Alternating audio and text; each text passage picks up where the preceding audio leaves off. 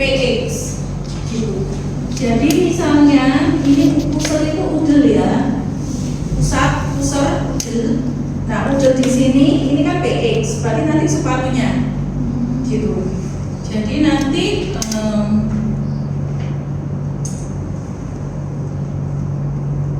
dari hidung ke telinga, ini posisinya miring ya, nanti hidung ke telinga, habis itu pertengahan antara PX dan pusat di sini. Kemudian baru diberi tanda. Tapi cara ini tidak umum digunakan ya, jarang. Kita paling sering pakai cara yang next.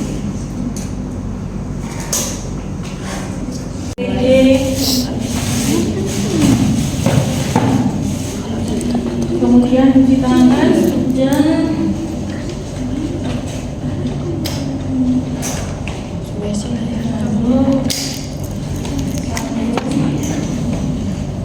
Kemudian alat-alat yang kita siapkan.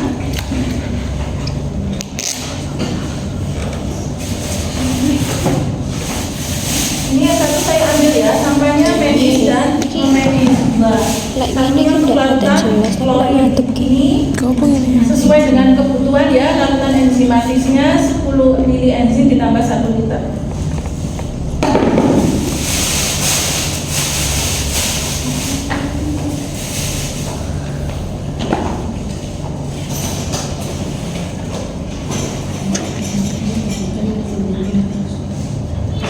Prinsipnya sama, antara bayi dan dewasa sama. Jadi yang membedakan hanya selang NGT saja, ya. Oke. Nah, kita siapkan bagi. Kemudian pasti ada lorentang. Setelah itu handscoon, ya, steril dan tidak steril. Jadi nanti ada handscoon yang bersih dan ada handscoon yang harus kita pakai sekarang steril. Ditaruh di dalam instrumen. Kemudian di dalam instrumen satunya diisi oleh pinset anatomi. Kemudian diisi oleh klem. Nah, klem ini digunakan kalau model selangnya bolong. Ini kan bolong. Jadi sebelum dimasukkan ini harus diklem. Tapi kalau ininya tertutup tidak perlu diklem, karena kalau tertutup kan berarti aman, tidak ada udara yang masuk. Kalau terbuka ini ada udara yang masuk, resiko kembung. Kalau kembung kan lebih sakit lagi. Jadi nanti butuh klem. Jadi klem ini sifatnya adalah situasional, tergantung jenis selangnya. Kemudian harus ada kasa.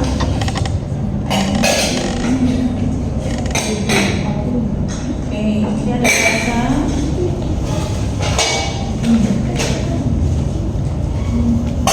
Ini sudah ya, saya taruh sini. Kemudian ini air hangat.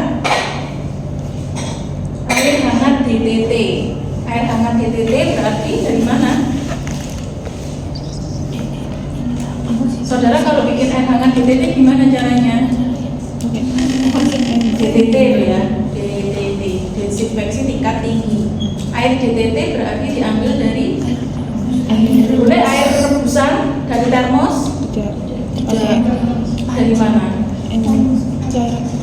Air yang diambil dari ketika kita merebus secara DTT, berarti dihitung 20 menit dari uap. Bukan uap, kalau air apa?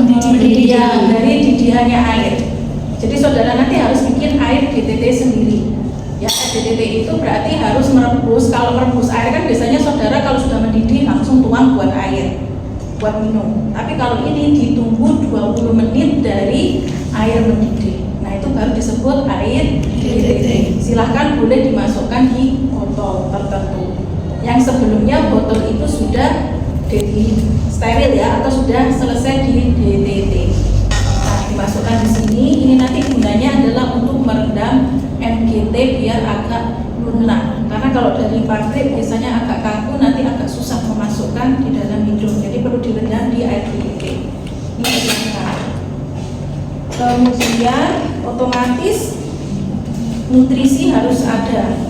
Ya, misalnya ini waktunya makan, terserah, karena ini kita masukkannya secara NGT berarti bentuknya cair, nggak boleh kayak bubur. Jadi cair ya, kalaupun nasi ya berarti harus dibentuk cair, nggak di blender. Gitu. Ini misalnya makanannya sari kacang hijau, ini air putih, ya untuk menggilas. Ini misalnya untuk tempat obat-obatan nanti, karena biasanya kalau pasien kan juga ada obat yang diberikan. Setelah itu ininya, oh ya, nah kemudian nanti siapkan ini squidnya ya. Ini squid untuk membantu memasukkan nutrisinya. Saya masukkan langsung di tempat makanannya.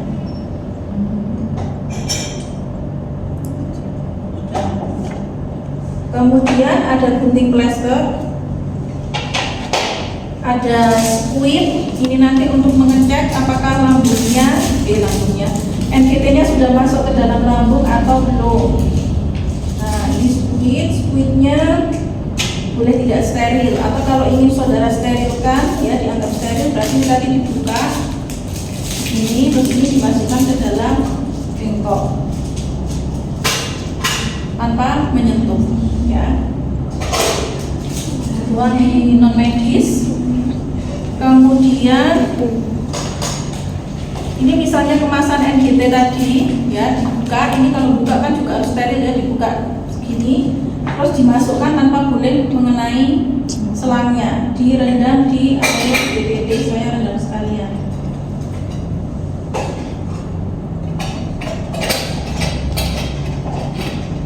Nah, kemudian bengkok pasti selalu ada.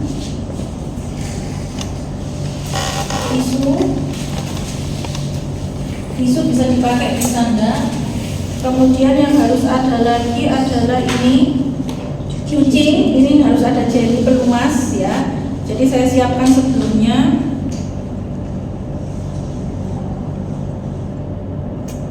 Disiapkan jeli secukupnya untuk membantu melumasi selang NGT. Terus cotton bud ini harus disiapkan. Ini nanti sebelum dipasang NGT, kotoran yang ada di hidung dibersihkan terlebih dahulu. Karena kalau ada kotoran nanti juga akan mengganggu masuknya selang NGT.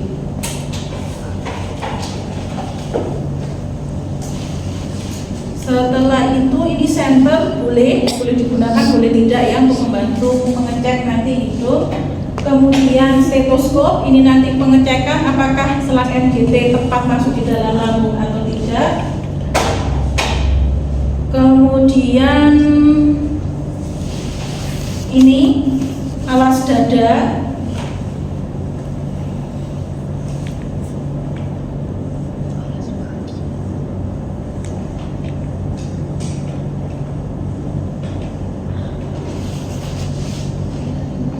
Ini untuk melindungi agar nutrisi yang kita masukkan tidak menumpai baju pasien. Terus pasti harus ada celemek plastik, ada handuk, ya. Ini yang harus disiapkan.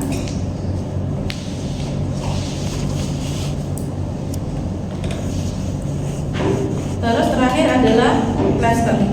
Ini saya pinggirkan, tidak dipakai.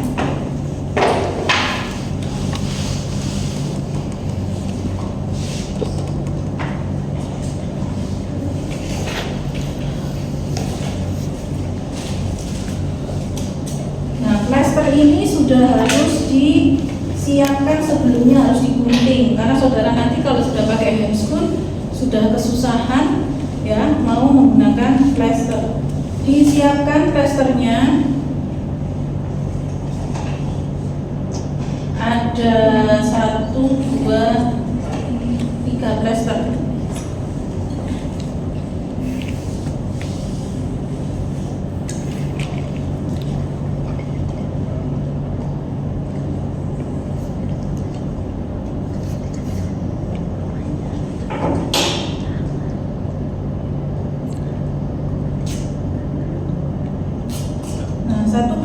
kecil aja. Ini nanti untuk memberi tanda selang NGT, jangan terlalu panjang.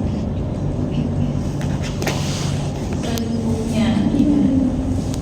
Kemudian satu lagi agak panjang karena nanti harus digunakan untuk memfiksasi di bagian telinga.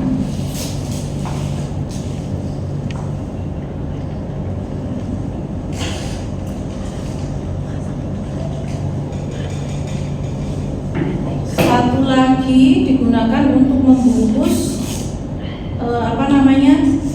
lubangnya tadi, NGT tadi, kan harus dibungkus dengan kasar.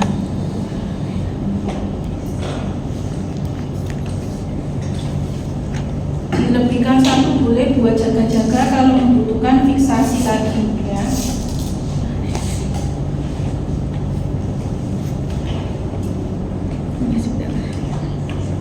Sudah, jadi saya siapkan ada 4.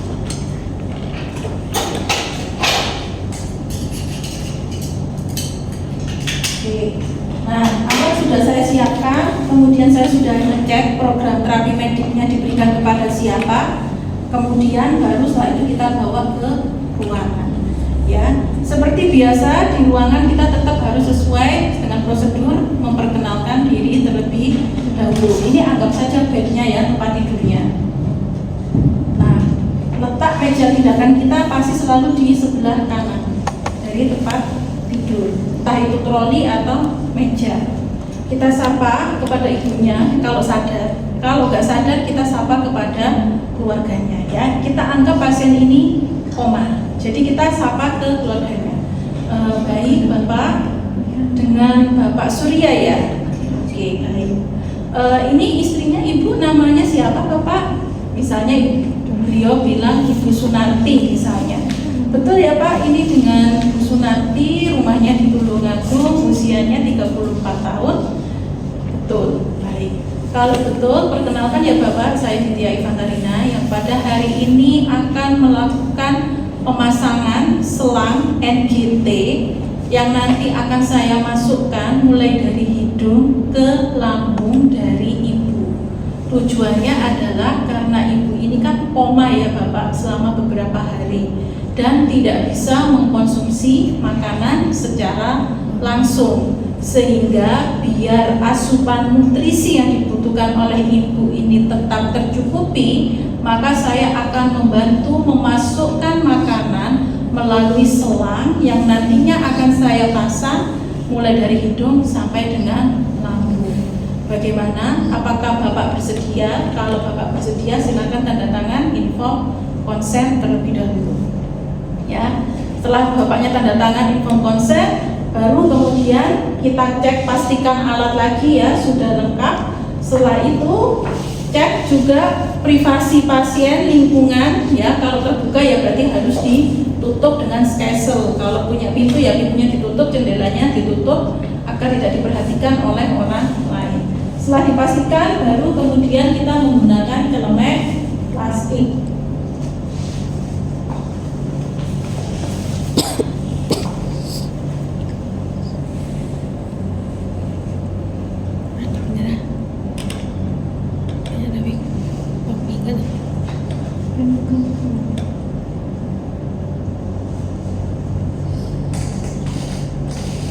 Oke, setelah menggunakan celemek plastik, baru kemudian kita cuci tangan. Ingat, cuci tangan sebelum kontak dengan pasien, sebelum pegang alat tadi seharusnya juga sudah cuci tangan, tapi tidak kita peragakan ya, kita langsung fokus pada tindakan.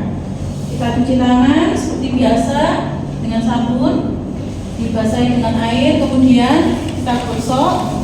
Setelah itu di sela-sela kuku jari ya, kuku, kemudian baru sampai siku, setelah itu dikeringkan.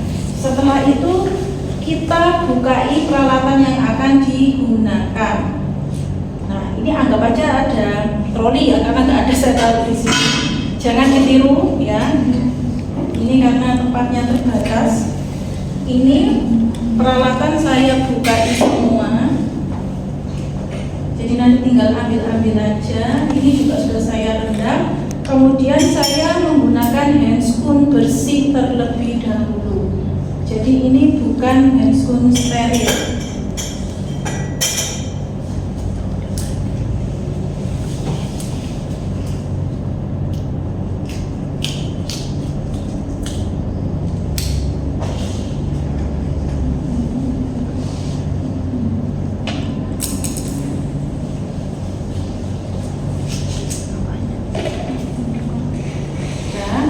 Kemudian ingat tadi posisinya adalah semi volar. Jadi kita agak naikkan. Ini berhubung nggak ada ya, anggap aja sudah semi volar itu. Kemudian saat diposisikan semi volar, kita pasang handuk di bawah kepala pasien. Tujuannya biar tidak tumpah ke linen. Karena kalau sampai tumpah di linen, berarti nanti harus butuh untuk mengganti lagi. Misalnya kita angkat pelan-pelan ya, anggap aja karena koma, walaupun koma nggak boleh kasar karena pasien meskipun koma itu dia tetap bisa merasakannya. Saya pernah dulu waktu awal-awal praktek dapat pasien koma disuruh injeksi. Injeksinya lewat intravena atau infus sebenarnya, nggak diinjeksi langsung. Nah, pikiran saya orang yang koma injeksi via selang infus kan ya biasa aja ya. Ya saya masukkannya asal aja, maksudnya asal saya tidak memperkirakan bahwa obat ini terlalu pekat dan dosisnya jumlahnya banyak. Harusnya kalau pekat banyak memasukkannya itu harus secara pelan-pelan karena kan ya pasti sakit ya, jarem gitu. Kalau mungkin yang pernah diinfus pernah mendapatkan obat via infus. Nah saya karena sebelumnya namanya mahasiswa tidak pernah merasakan diinfus, juga tidak pernah merasakan diberi obat secara IV, jadi ya saya masukkannya asal aja. Saya masukkan cepet gitu tanpa dosa. Ternyata setelah saya masukkan, pasiennya ini menangis gitu. Padahal koma, jadi tiba-tiba keluar air matanya di pinggir-pinggir sini. Nah setelah itu saya kaget, aduh, masa saya salah suntik gitu. Saya baca berkali-kali, saya kan khawatir karena koma kan nggak bisa dia ngomong sakit atau gimana. Saya baca obatnya sudah betul, caranya juga sudah betul, ininya juga sudah betul. Akhirnya ya sudah, saya kepikiran kenapa ya waktu itu saya masukkan itu piracetam 20 cc. 20 cc itu segini. Bayangkan ya segini dimasukkan, nah segitu. Terus saya akhirnya tanya sama perawatnya, Mbak, piracetam itu sakit apa enggak atau dimasukkan gitu. Saya tanya, sakit deh gitu, itu aja kental gitu ya. Terus itu kalau mau masukkan piracetam harus pelan-pelan, enggak boleh langsung ke susu dijus gitu. Nah akhirnya saya sadar, ya Allah berarti saya seharusnya tadi memasukkannya pelan-pelan karena pikiran saya koma, masih koma, ada apa-apa nggak mungkin protes dia kan gitu. Dan saya nggak mikir bahwa ternyata obat itu ya pengaruh gitu. Nah akhirnya saya merasa bersalah semenjak itu. Ketika saya injeksi saya langsung berusaha sepelan-pelan mungkin, apalagi dosisnya banyak sih, 20-30 cc gitu satu kali injeksi. Nah ketika sudah berikutnya saya injeksi sudah nggak ada tangisan lagi. Berarti saya sadar pasien ini ternyata meskipun koma dia masih bisa merasakan sakit walaupun tidak bisa komunikasi secara langsung gitu ya. Jadi saudara kalau ketemu pasien koma, perlakukan dia seperti pasien yang sadar dan jangan ngomong yang aneh-aneh. Karena dulu pernah kejadian juga pasien SC. Kalau pasien SC kan di bius total general anestesi tadi, dia karena preeklamsia. Nah karena preeklamsia akhirnya di SC, ketika di SC bayinya lahir, harusnya kalau dia di anestesi beberapa jam dia sudah sadar. Pasiennya ini nggak sadar sampai berhari-hari dia koma. Nah akhirnya apa? Suaminya pas dilalah jaga, ngomongnya nggak karu-karuan. Yang ngomong mau nikah lagi, yang ngomong bingung mau bagi-bagi harta warisan, yang ngomong kamu piye ini oleh bojo meneh Bu, lah piye meneh sapa sing ngomong anak kecil, siapa yang mau merawat anak kecil? Ya aku ya mesti cari pendamping, ngomongnya gak karu-karuan wis ngomong itu. Lah terus kok harta gunung gininya piye? Ya wis diatur Bu, aku duwe kepinginane tuku iki bar bla bla bla bla bla. Sampai akhirnya menurut dokter sudah dipastikan bahwa dia harus dilakukan eutanasia. Eutanasia itu pencabutan alat-alat yang menempel di dirinya karena dianggap dia sudah mengalami kematian ya. Karena kalau nggak ada alat itu berarti dia maksudnya hidupnya itu hanya karena bantuan alat-alat. Nah akhirnya ditanya keluarga pasiennya, ini gimana? Kalau tetap dipertahankan ya butuh biaya yang akan lebih banyak karena dia hanya bisa hidup dengan bantuan ventilator misalnya. Ventilator ini dicabut dia akan meninggal. Terus dia bilang nggak apa-apa dokter, sudah dicabut aja. Dilala sebelum dicabut pasiennya ini sadar.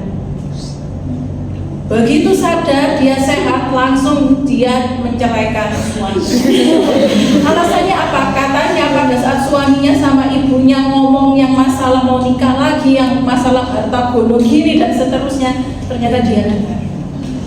Gitu ya. Jadi hati-hati, meskipun dia koma tapi dia bisa mendengarkan. Hanya saja mungkin ya gimana gitu ya, rohnya seperti apa gitu ya. Itu yang keseberanya. Nah, balik lagi ya ke sini tadi intermezzo. Ini sudah saya pasang handuk, kemudian saya pasang alas dada.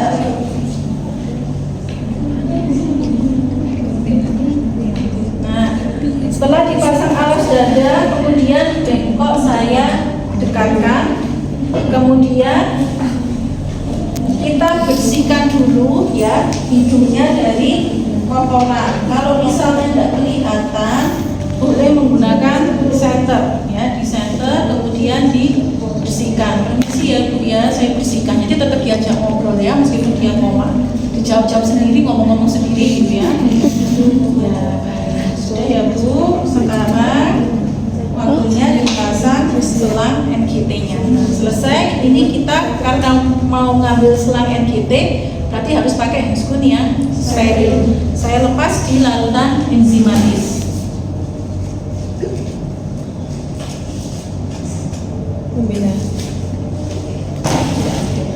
Setelah itu ambil handscoon yang steril.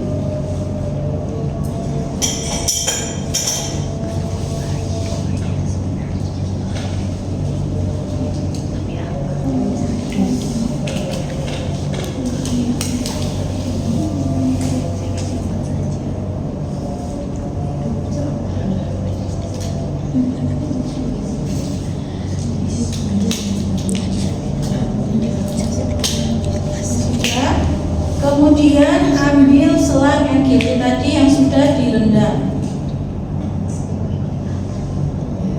Nah, karena ini kita steril nggak masalah ya, kita pegang seperti ini.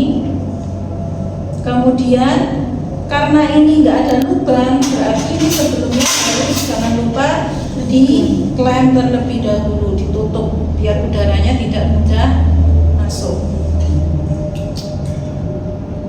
Sudah, setelah diklem. Nah, ini kita olesi ya, diberikan pelumas. Atau sebelumnya kita ukur terlebih dahulu. Misalnya ini agak susah, diukur dulu. Nah, kalau tadi di checklist itu pengukurannya dari PX ke hidung. Ini nggak boleh nempel di badannya, karena kalau nempel jadi tidak steril. Kemudian dari hidung ke telinga. Nah, setelah itu baru ini kita tandai dengan menggunakan plester tadi. Makanya plesternya jangan yang besar kalau untuk tanda.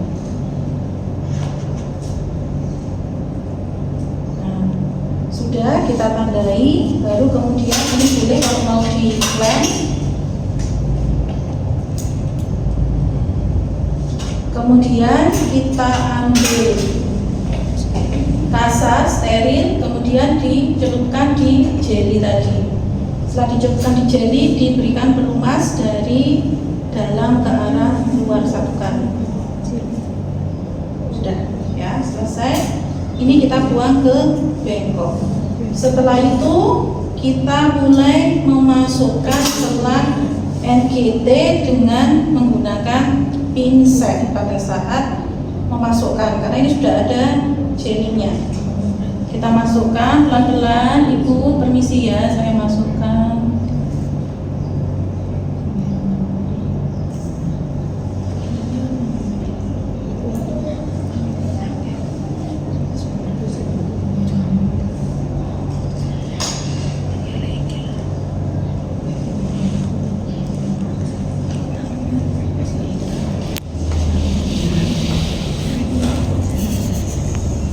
Sambil kita amati apakah tersedak atau tidak. Kalau seandainya tersedak, ya berarti kita hentikan sebentar sambil kita amati. Setelah itu kebiruan atau tidak. Kalau sudah ada kebiruan kita masukkan lagi. Kalau kebiruan ditarik dulu ya, karena nanti akan berisiko.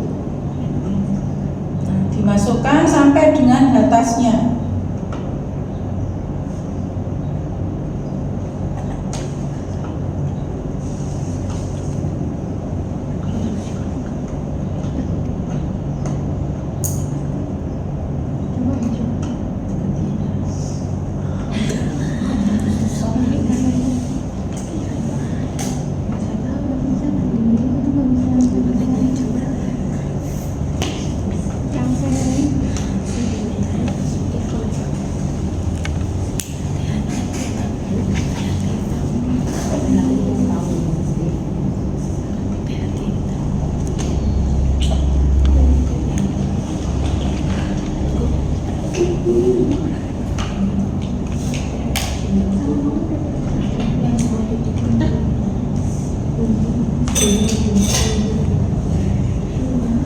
Ini nggak bisa masuk, saya tak lihat.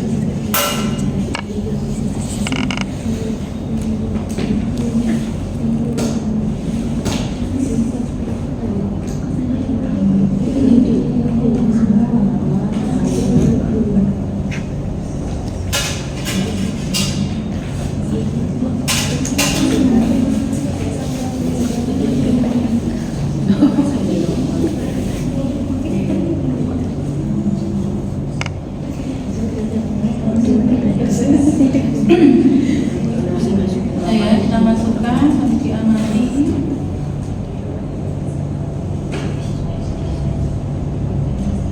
Sampai dengan batasnya.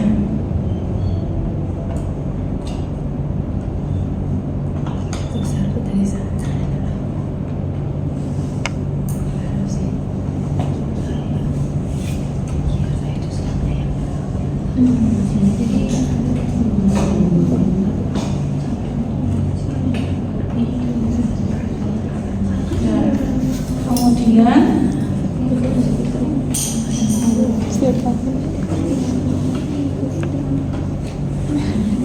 setelah sudah sampai batasnya, baru kemudian kita cek terlebih dahulu. Cara pengecekannya yaitu ada 3 cara yang harus diingat-ingat kalau kita untuk memastikan apakah betul sudah masuk ke dalam lambung atau tidak. Cara pertama ini dimasukkan di dalam air DTT tadi. Dimasukkan, kemudian klem dibuka.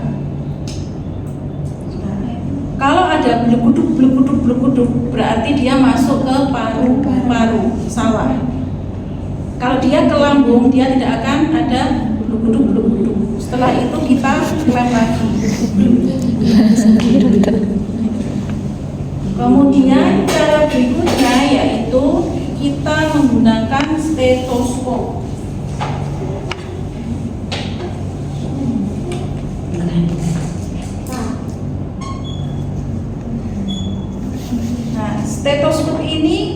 pasang di bagian lambung. Sudah. Kemudian setelah itu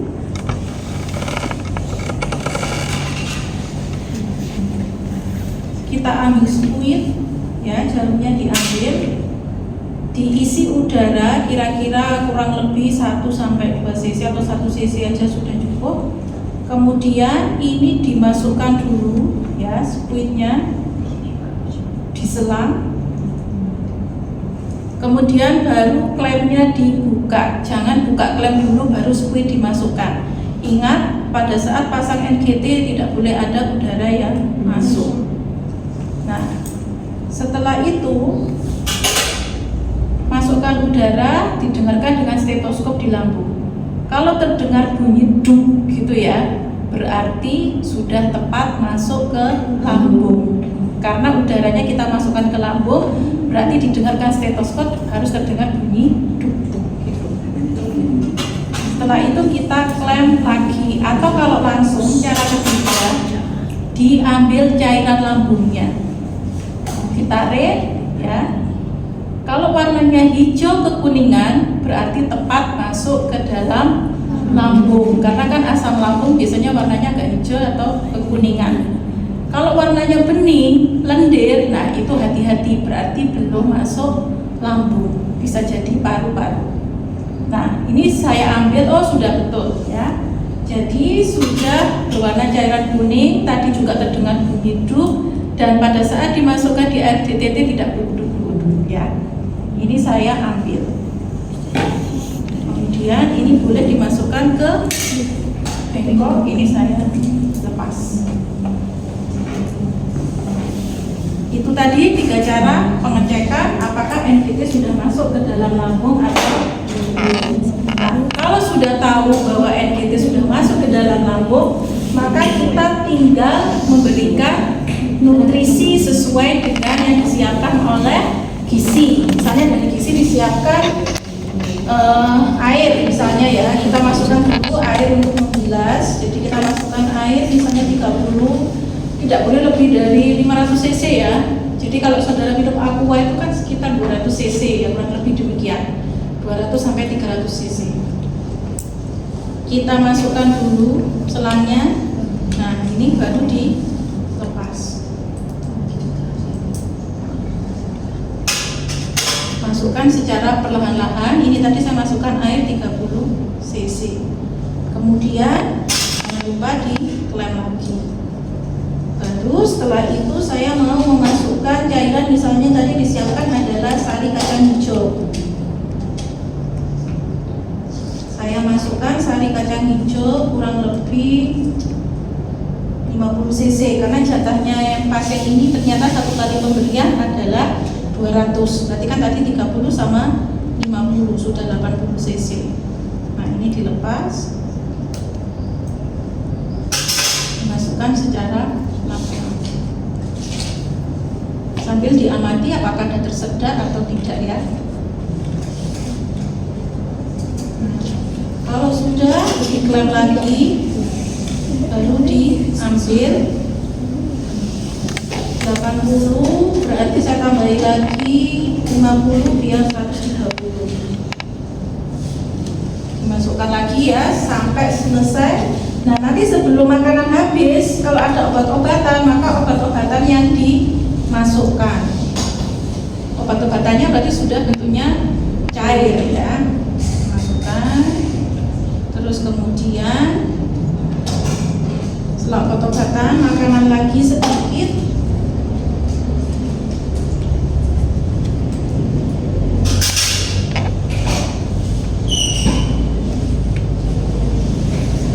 Ditutup lagi, kemudian terakhir dibilas dengan air putih, karena kalau nggak dibilas dengan air putih ini ada bekasnya manis-manis, khawatirnya nanti akan dihinggapi oleh hewan ya. Sudah, ini terakhir.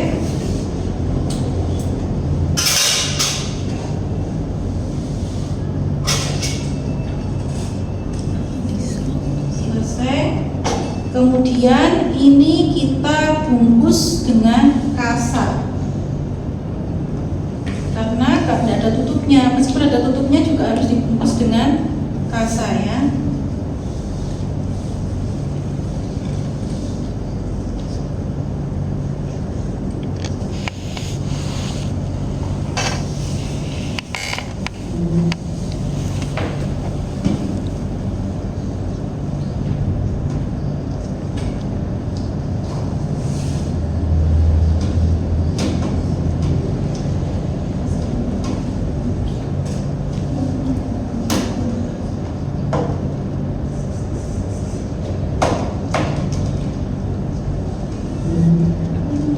Kalau sudah baru di plester lagi.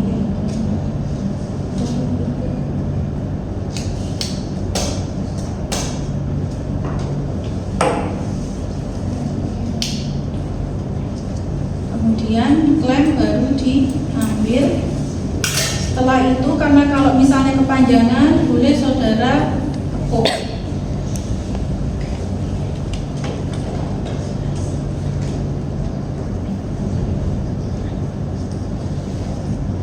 Misalnya difiksasi di daerah sini ya, dekatnya pipi.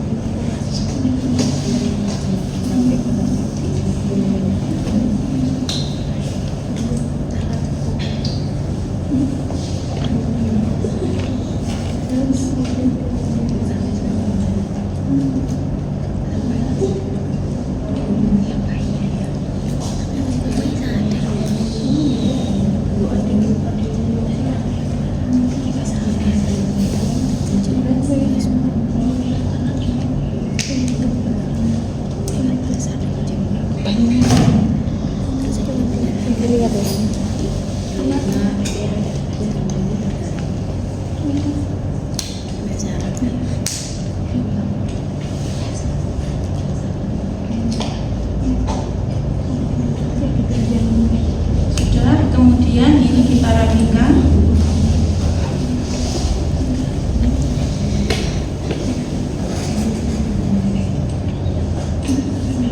Handuk kita ambil, isi aja, saya ambil handuknya.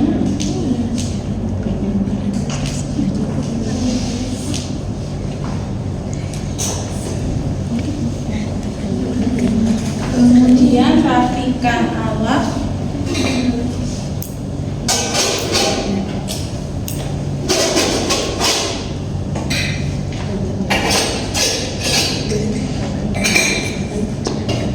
Ini masuk di sampah medis ya, medis. Kemudian ini direndam di larutan klorin. Spuit ini juga kalau merendam harus dibersihkan dulu ya, di larutan enzimatis, baru dibuang di tempat pembuangan spuit ya.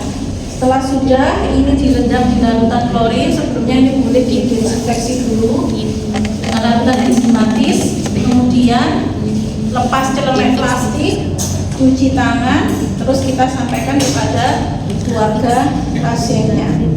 Bapak, ini tadi sudah saya pasang ya NGT-nya. Jadi nanti Ibu untuk pemberian nutrisinya akan terus lewat NGT. Mohon nanti ini jangan digeser-geser karena letaknya sudah seperti itu.